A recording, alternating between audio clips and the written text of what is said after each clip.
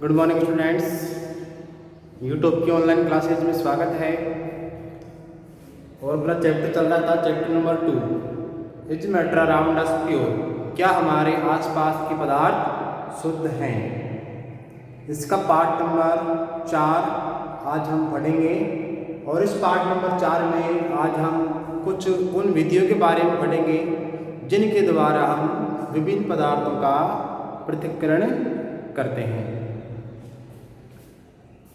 तो मिश्रण के घटकों का पृथक्करण कैसे कैसे हम कर सकते हैं, किन किन पदार्थों के लिए कौन कौन सी विधि का प्रयोग हमें करना चाहिए। तो सबसे पहले देखिए, रंग वाले घटक। कौन से घटक? रंग वाले घटक, इसको अपन डाई के नाम से जानते हैं।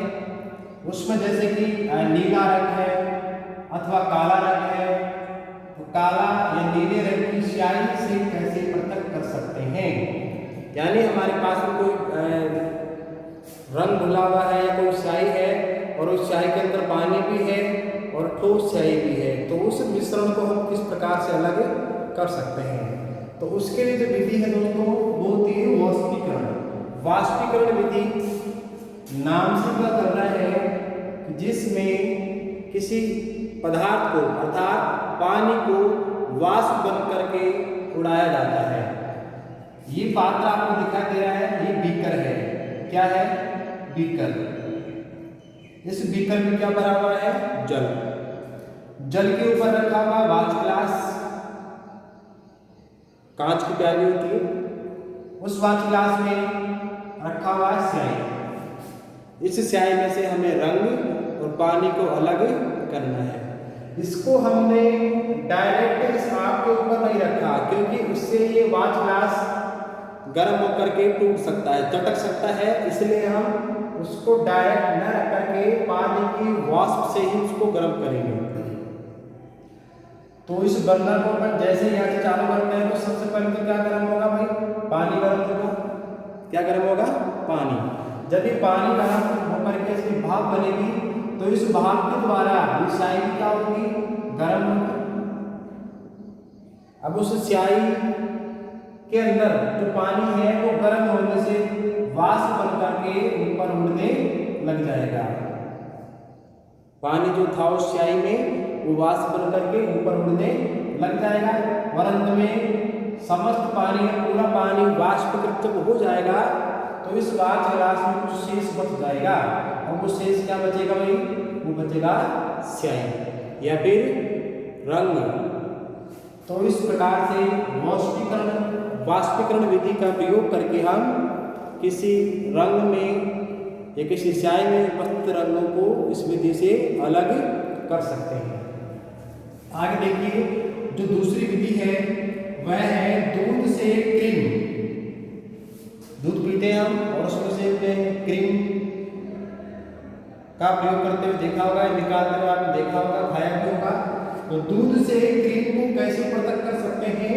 तो उसके लिए जो विधि है वो है अपकेंद्रण विधि, सेंट्रीफ्यूगल विधि।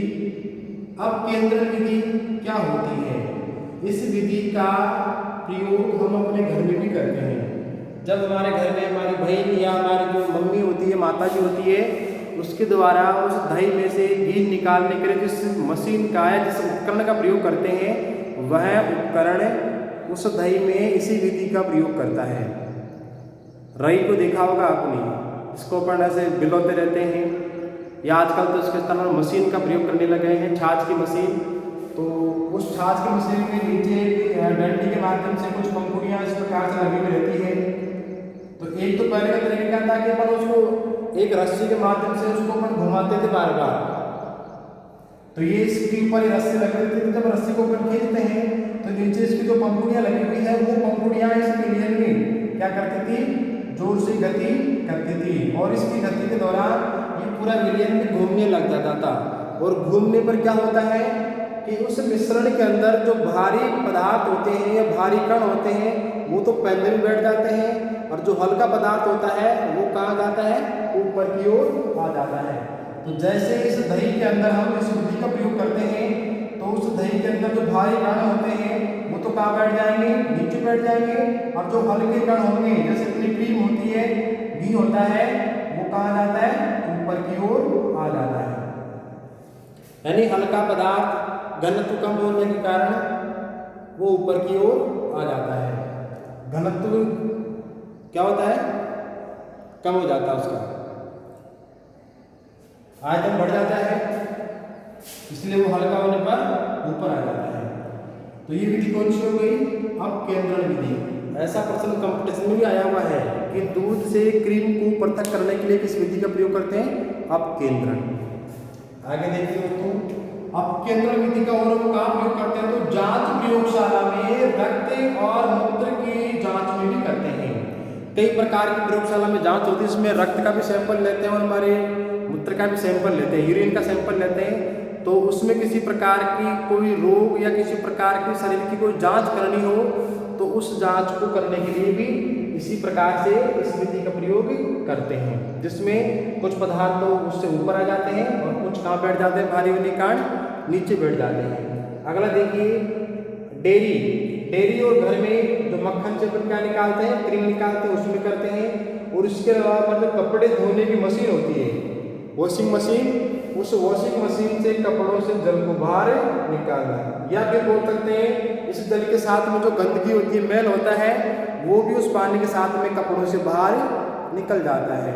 तो इस प्रकार से इस अपकेंद्रण विधि का प्रयोग हम प्रयोगशाला में करते हैं, डेयरी घर में करते हैं, और वॉशिंग मशीन में होता है, जिससे कपड़े आसानी से साफ हो जाते हैं। आगे देखिए, तीसरी विधि है वह है दो अघुलनशील द्रवों को कैसे अलग करेंगे। दो द्रव हैं जो आपस में पूरी तरह से घुलते नहीं हैं, तो इसको हम क्या बोलेंगे, अघुलनशील। एक होता है घुलनशील, घुलनशील में घुल जाता है, इसमें दोनों जबरदस्ती से अपन घोल सकते हैं, लेकिन वो एक दूसरे से मिल नहीं पाएंगे। उदाहरण के लिए जैसे देखिए तेल और पानी। कई बार गलती से आपसे ऐसा हुआ होगा कि तेल में कुछ पानी गिर गया होगा या पानी में कुछ तेल गिर गया होगा, तो तेल होता है ना, वो अलग से बूंद बन करके साइड में हो जाता है। तो ऐसे मिश्रण को अलग करने के लिए इस विधि का उपयोग करते हैं। उस विधि को बोलते हैं पृथक्करण कीप विधि। विधि का नाम क्या है, पृथक्करण कीप विधि। इस विधि में क्या करते हैं, एक पृथक्करण कीप का प्रयोग करते हैं। देखिए ये कीप है, यहाँ से इस प्रकार से यहाँ पर एक स्टॉप कार्क लगा हुआ है, स्टॉप कार्क, जिसके द्वारा हम इसको खोल सकते हैं और बंद कर सकते हैं, और नीचे एक बीकर लगा हुआ है। तो हमारे पास मिश्रण क्या था भाई, तेल और पानी, जो दोनों क्या है, अघुलनशील है। इन दोनों को हम यहाँ से इसमें डाल देंगे, इसको बंद रखेंगे। क्या रखेंगे, इसको बंद रखेंगे। डालने के बाद में इसको बिना हिलाए हम कुछ समय इसको रख देंगे। रखने के लिए अपन क्या कर सकते हैं, स्टैंड का प्रयोग कर सकते हैं। क्या कर सकते हैं, स्टैंड का प्रयोग कर सकते हैं। तो इसको स्टैंड पे अपन कुछ समय के लिए, कुछ घंटों के लिए रख देंगे। कुछ घंटों के लिए जब हम रखते हैं तो इसमें क्या होता है कि तेल तो ऊपर की ओर आ जाता है, ऊपर की ओर, और जो पानी होता है वो नीचे की ओर आ जाता है। अब प्रश्न बनता है कि तेल ऊपर की ओर क्यों आ जाता है और पानी नीचे की ओर क्यों आ जाता है। तो इसके पीछे कारण क्या है कि जो तेल होता है, तेल का जो घनत्व होता है, डेंसिटी होती है, वो वाटर से कम होती है। डेंसिटी का मतलब उसका जो द्रव्यमान है, उसका जो घनत्व है या उसका जो वजन होता है, वो पानी से कम होता है। और जो वस्तु पानी से हल्की होती है वह वस्तु हमेशा पानी में तैरती है। ये सिद्धांत है, तैरने का सिद्धांत है। कोई भी वस्तु, जैसे कोई पत्ता पानी में तैर रहा है तो उसके पीछे भी कारण क्या है कि उसका जो घनत्व है वो पानी से कम है। एक भैंस पानी में तैर रही है, एक गाय तैर रही है, एक बैल तैर रहा है, तो उसके पीछे भी कारण यही है कि उसका जो घनत्व है वो उस पानी से कम है। तो जिसका घनत्व पानी से कम होगा वो पानी के ऊपर रहेगा, जिसका ज़्यादा होगा पानी में डूब जाएगा। तो ये तेल एक परत के द्वारा क्या हो जाएगा, ऊपर की ओर, पानी नीचे की ओर। जब हम इस स्टॉप कार्क को खोलेंगे और जैसे स्टॉप कार्क को खोलेंगे तो उसमें जो भरा हुआ ये नीचे वाला जो पानी है वो नीचे की ओर निकलना प्रारंभ होगा। और जब ये पानी की जो परत, ये वाली जो परत थी वो यहाँ आ जाएगी तो हम इस स्टॉप कार्क को क्या कर देंगे दोस्तों, बंद कर देंगे। और बंद करने पर हम पाएंगे कि कि जो तेल है वो तो ऊपर रह जाएगा और पानी कहाँ निकल जाएगा, नीचे निकल जाएगा। तो इस विधि का प्रयोग आप अपने घर पर भी करके देख सकते हैं, बहुत ही आसान विधि है, कर सकते हैं। ऐसा नहीं कि इसमें आपके तेल का नुकसान हो जाएगा, तो आसानी से आप तेल को भी बचा सकते हैं और पानी को भी इससे पृथक कर सकते हैं। तो विधि का नाम क्या है, पृथक्करण कीप विधि। इसका प्रयोग कहाँ करते हैं, जहाँ पर दो द्रव कैसे हो, अघुलनशील हो, अनसोल्युबल हो। आगे देखिए इसका प्रयोग कहाँ कहाँ करते हैं। तो तेल और जल का अगर मिश्रण है तो उसको पृथक करने के लिए इस विधि का प्रयोग करते हैं। साथ में जो धातु शोधन है उसके दौरान, धातु शोधन के दौरान लोहे को पृथक करना। जब धातु को शुद्ध करते हैं तो उस समय उस लोहे को क्या करते हैं, गलाते हैं। गलाने पर क्या होगा कि उस धातु में, उस लोहे के अंदर जो अशुद्धियाँ होती हैं, तो अशुद्धियाँ हल्के होने के कारण वो एक स्लंग के रूप में, एक पंख के रूप में ऊपर की आकर के और जम जाएगी। यानी ऊपर क्या जम जाएगी, उसमें अशुद्धियाँ, और नीचे क्या रह जाएगा, उसमें लोहा रह जाएगा। तो लोहा नीचे क्यों आ गया, क्योंकि ये भारी होता है, लोहा भारी है और ये जो कचरा है इसमें मिला हुआ है वो हल्का होता है, और हल्का होने के कारण वो ऊपर आ जाएगा। तो उसको अपन साइड में क्या कर देंगे, हटा देंगे, और क्या बच जाएगा, लोहा बच जाएगा। तो धातुओं के शुद्धिकरण में भी इस विधि का प्रयोग किया जाता है। आगे देखिए दोस्तों, नमक और कपूर। नमक तथा कपूर के मिश्रण को हम कैसे पृथक करेंगे, या इसके अलावा इसमें अमोनियम क्लोराइड भी हो सकता है नमक के साथ में। तो ये दोनों मिश्रण ऐसे हैं कि दिखने में एक जैसे हैं, तो हम इनको हाथ से चुनकर तो अलग नहीं कर सकते हैं। तो जिस विधि का प्रयोग करेंगे उस विधि का नाम क्या है, ऊर्ध्वपातन विधि। देखो कैसे उपयोग करेंगे इस विधि का। तो इसमें एक स्टैंड बना हुआ है, इस स्टैंड के ऊपर एक लोहे की जाली है, और उसके ऊपर क्या है, चीनी मिट्टी की प्याली है। उस चीनी मिट्टी की प्याली के अंदर ये नमक और कपूर एक पाउडर के रूप में है, उसको इसमें डाल रखा है। अब क्या करेंगे, अब इसको बर्नर के माध्यम से हम गर्म करेंगे। जब इन दोनों को हम गर्म करते हैं तो इनमें से एक पदार्थ ऐसा है जो गर्म करने पर सीधे ही वाष्प बन करके उड़ने लगता है। अभी ये कौन सी अवस्था में, दोनों ठोस अवस्था में है। तो गर्म करने पर आपने देखा होगा नमक का कुछ नहीं होता है, नमक जैसा है वैसा ही रहता है।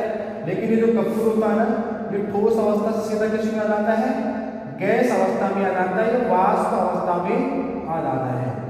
देखो यहाँ से कपूर ये वाष्प बन करके उड़ रहा है, और जैसे ऊपर की ओर जाता है तो इस कीप से, जो यहाँ पर उल्टी रखी हुई है और यहाँ से इसका ये मुख बंद है, तो इस कीप के ऊपर वाले भाग से जब ये वाष्प वाला कपूर जाके टकराता है तो उस सतह से संपर्कित होने के बाद वो ठंडा हो जाता है, और संघनन क्रिया के द्वारा यहाँ पर आकर के वो ठोस के रूप में जम जाता है। जब तक ये कपूर नीचे से यहाँ पर आता रहेगा तब तक यहाँ पर ये वाष्प जम करके ठोस कपूर के रूप में जमती रहेगी। तो सारा का सारा कपूर यहाँ से वाष्प के रूप में आया और यहाँ पर आकर के ठोस के रूप में जम गया, और अंत में नीचे क्या बच जाएगा, कपूर बच जाएगा। तो इस विधि को हम क्या कहते हैं, ऊर्ध्वपातन विधि। इसमें आपको प्रश्न पूछ ले कि ऊर्ध्वपातन विधि किसे कहते हैं, तो इस विधि के अंदर उन पदार्थों को किसी दूसरे पदार्थ से अलग कर सकते हैं जो पदार्थ गर्म करने पर सीधे ही ठोस से क्या बन जाए, वाष्प बन जाए, और ठंडा करने पर वाष्प से वापस क्या बन जाए, ठोस बन जाए। गर्म करने पर ठोस से वाष्प, और ठंडा करने पर वापस वाष्प से ठोस बन जाए, अर्थात इसमें जो द्रव अवस्था होती है वो नहीं आती है, द्रव अवस्था इसमें नहीं आती है। इस प्रकार से ये चार विधियां हमने आज जानी, इसका हम प्रयोग विभिन्न पदार्थों को पृथक्करण करने के लिए करते हैं। एक बार रिवीजन कर लेते हैं। पहली कौन सी विधि थी, रंग वाले जो विभिन्न घटक होते हैं उनको अलग करने के लिए कौन सी विधि है दोस्तों, वाष्पीकरण विधि। फिर है दूध से क्रीम को या घी को अलग करने की विधि कौन सी है, अपकेंद्रण विधि। तीसरी विधि कौन सी है, दो अघुलनशील द्रवों को पृथक करने की विधि जिसको हम बोलते हैं पृथक्कारी कीप विधि। और चौथी है ऊर्ध्वपातन विधि, जिसमें हम एक ऐसे पदार्थ से पदार्थ से अलग कर सकते हैं जिसमें से एक पदार्थ सीधा ही ठोस से क्या बन जाता हो, वाष्प बन जाता हो, ठंडा करने पर वापस वाष्प से ठोस बन जाता हो। तो इस प्रकार से ये 4 विधियाँ थी। नेक्स्ट विधियाँ हम अगले कक्षा में पढ़ेंगे। आशा करता हूँ ये आज का आपको समझ में आया होगा, और किसी प्रकार की कोई समस्या हो तो आप उसके लिए कमेंट्स करें और चैनल को सब्सक्राइब करें और शेयर करें। धन्यवाद।